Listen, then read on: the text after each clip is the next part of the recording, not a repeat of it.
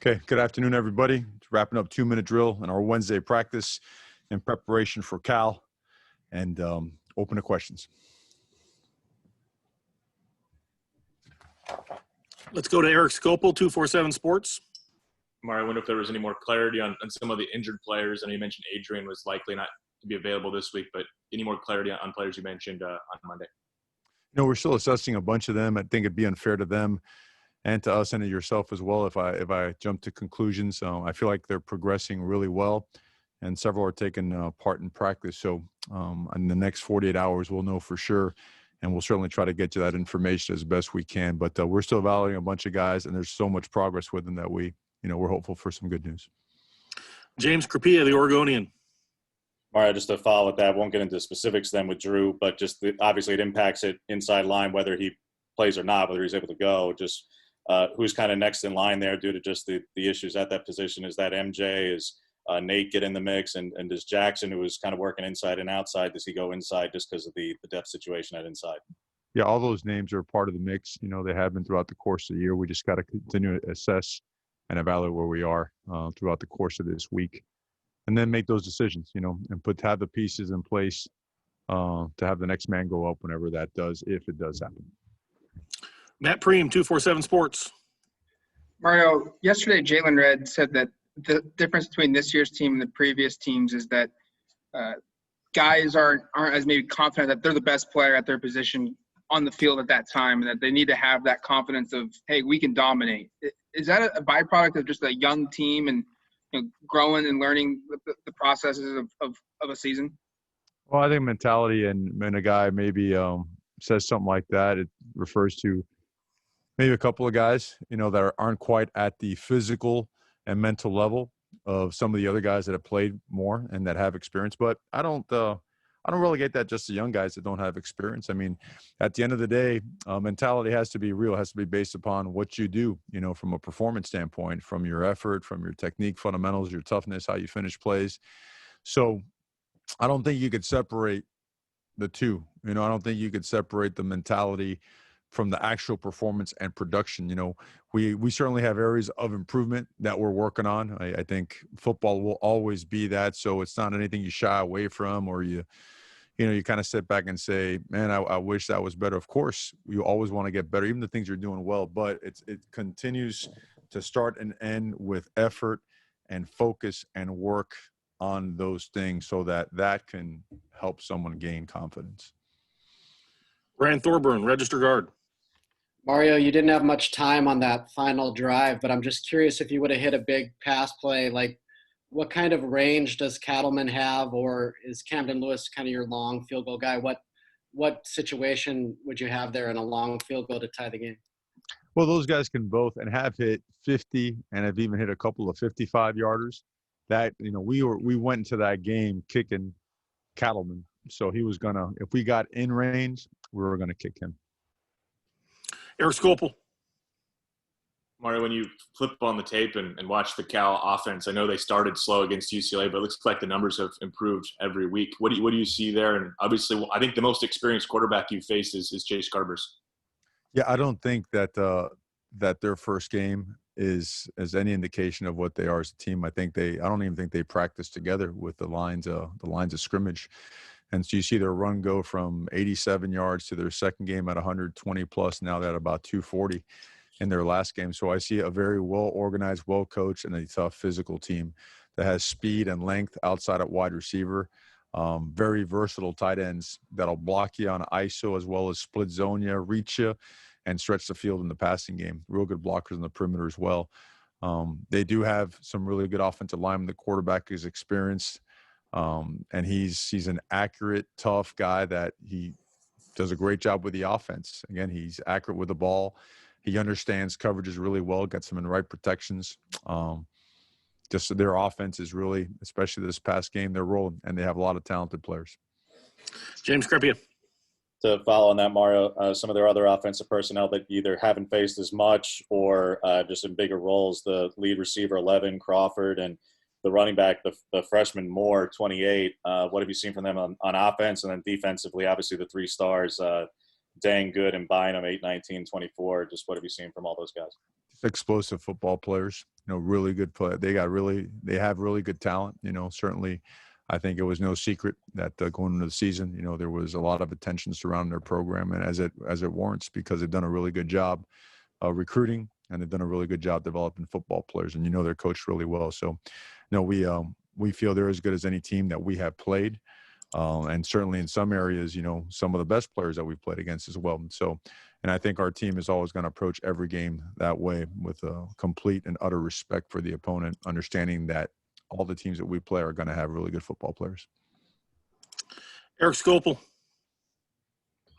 Mario, this is a lot of these guys' first loss they're coming off of here. I wonder if you can go back and reflect on maybe your first tough loss in college and kind of what the days were after that and how that maybe motivated you and how you responded on the field the next week. Yeah, to me, losses, if they don't fuel you, you're not a competitor. If they don't provide the type of motivation, the ill feeling in your gut of going out there and getting better, not just talking it or feeling it into existence, but if it doesn't motivate you to go out there and perform better by what you invest in practice, and I honestly believe you're the wrong guy for this program. So, and I feel that our guys have had the right mindset in attacking and approaching this thing. It should hurt. It needs to hurt. And you need to also make sure that it's behind you, that you learn your lessons and you go forward and you attack the processes that go with betterment. Sulking and all that other stuff and carrying that stuff over your head, that doesn't exist. You have to have a form of amnesia as you approach the next opponent, and you got to get on it quick. And that's what we've done. Andrew Hobner, KZI. Mario, one of the things Jalen also kind of said yesterday was that, the quicker fall camp run-up changed or altered some of, the demeanor work, the culture work, the kind of swagger work. How is it different, when you're just focusing on games instead of, like you said, technique and fundamentals, but also building that culture, that swagger and moxie in guys? How is it different in season than it is in fall camp and preseason? Well, I think you just answered it. How is a 2-week fall camp differ from spring practice, winter conditioning, the summer training sessions, the incoming freshmen, your mindset program, a full fall camp with your guest speakers and it's vastly different. Now, that being said, it's the year of adapting and going forward. So those things have to be found in different forms.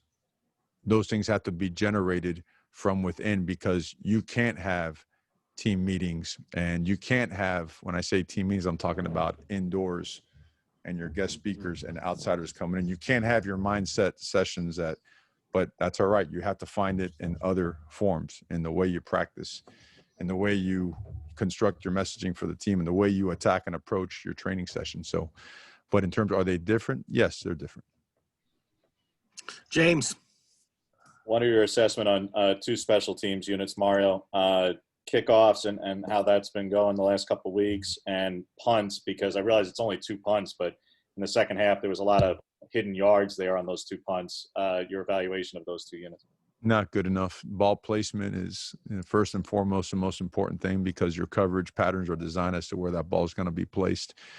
We didn't get enough out of both the kicking part or the punting part. And then if it doesn't go exactly like you want it, you got to get down there and you got to cover. You got to shed blocks. You got to avoid. You got to make sure that you're physical at the point of attack and knock people back and get the guy on the ground. So, and neither one of those were they good enough. So that's an area that we've been attacking and approaching, and it's got to be better. There's no it's cut and dry. Ryan. Mario, normally when you have corrections to make and improvements to make, for example, with your defense, you have 7, 8, 9 games to build that into a championship defense by the end of the season. How is the approach different when you're already down to your last 2 regular season games and you got to get better? Well, you just got to get better, brother. There's no detour that gets you there, right? You got to attack it dead on. You got to go straight into it, and just really assessing honestly and truthfully what you really need to do better that can make the whole overall thing better. right? And it always starts with technique, fundamentals. It spills over into mentality and toughness, and then relentless effort and finish, right? All those things got to come together. It can't be spotty, and it certainly can't be inconsistent. If it is, then the result will be inconsistent. And that's something that, again, is approached holistically as a program, because the whole trying to say it's here or there, everyone's got to take it, starting with myself, and we have got to improve it, and we've been on it. And back to what kind of the way we've addressed it, whenever there's something that's not up to our standard, we attack it and we go forward, Time for one or two more. Jerry Thompson, Ducks Illustrated. Yeah, Coach Anthony Brown, Butterfield have not seen the field for obvious reasons, but how are they? Have they been improving? Are they ready to go? I'm sure they're ready to go. But I mean, have you seen a lot of improvement since the beginning, even though they haven't been on the field? No, it's a good question. Those guys are really good football players, and the season has taken, we're playing in really tight games for the most part, so we have stuck with our one quarterback. But I can honestly say those two guys are really good football players. And if they were playing, we'd have all the confidence in the world in them. That's the honest truth. Last question, Warren Williamson, Oregon Duck Football News. Mario, mental fatigue is a real thing amongst college football programs. You guys have been leading the way with no cases of the virus. How is your team mentally as you go into these last couple of weeks? Have you seen any fatigue? No, I haven't seen it. I think anytime you play football, right, it tests you. It pushes you. We made a decision way back, regardless of circumstance and situation, we're just not going to give in. I don't mean to sound cold, and I don't mean to sound insensitive. I just think we have a greater responsibility to these young men, that this is our opportunity to have our own class on the grass, right? Football is what it is. And with all the stuff going on in the world, the very worst thing we can do is allow for giving. Just to allow, because this is going on, it's okay not to do the very best we can to keep ourselves safe and to keep our protocol at the highest level. And that's not going to happen. Okay. And that's because that's how I would want it for my very own son. I would want him to be challenged and pushed regardless of circumstances and situation to do and be the very best he could be without caving in. And I think our guys, for the most part, have done a pretty good job of that. And there's very few seconds that go by in the day where we're not hammering that part, because that carries over into more than just preventing contracting COVID-19. It just spills into the things in life that they're truly going to be faced with when it's time to take on the responsibility of being the head of a household, right? And stuff like that. So. Thank you, Coach. Appreciate your time. Yes, sir. Thank you, guys. Be safe. Have a great day.